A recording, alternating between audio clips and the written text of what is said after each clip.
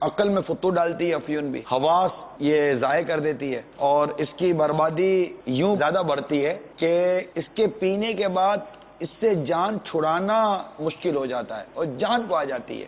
اس سلسلے میں جو لوگ ڈاکٹرز ہیں، میڈیکل سے جو متعلق لوگ ہیں، یہ کہتے ہیں کہ اس کی وجہ یہ ہے کہ اس کے کھانے سے، اس کے استعمال سے اندر کی جو جھلیاں ہوتی ہیں، سوراخ ہوتے ہیں، اس میں سوراخ ہو جاتے ہیں۔ جو اس میں سوراخ ہو جاتے ہیں تو اب وہ سوراخ اس کے سوا دوسری کسی بلا سے نہیں بھرتے، ناچار عادت ڈالنی پڑتی ہے۔ یہ فتاوی رضویہ میں میرے آقا اعلیٰ حضرت نے یہ بیان کیا۔ اب غور اس بات پر میرے مدنی چینل کے ناظرین کریں کہ جب افیون کا یہ عالم ہے اور اس کے نقصانات اتنے شدید ہیں تو یہ خبیث ترین بلا ہیروئن کا کیا عالم ہے؟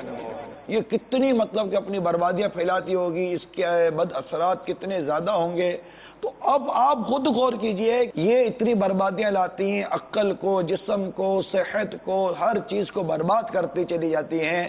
اسلام ان چیزوں کو کیسے پسند کرے گا؟ کہ اسلام ہے نا، وہ تو ایک صحت مند، خوبصورت اور بڑا ہی پیارا معاشرہ ہمارا اسلام چاہتا ہے۔ آپ اپنے اس دور کو یاد کیے جب بہت با اعتماد تھے، آپ کے اندر بہت اعتماد تھا، وہی اعتماد اوور کانفیڈنس تھا جو آپ کو اس میں مبتلا کر گیا۔ لیکن یہ عادت ایسی ہے جو آپ کے اندر اعتماد بحال ہونے نہیں دے رہی۔ آپ اس پر غور کیجیے، آپ ان کو دیکھتے جو آپ کے ساتھ بیٹھ کر پی رہے ہیں، آپ انہیں کیوں نہیں دیکھتے جو آپ کے ساتھ یا اوروں کے ساتھ بیٹھ کر پیتے تھے اب نہیں پی رہے؟ یہ لوگ بھی ہیں نا آپ کے ساتھ معاشرے میں جو آپ کو ملیں گے اور کہیں گے کہ میں بھی اتنے سالوں سے پیتا تھا اب نہیں پیتا۔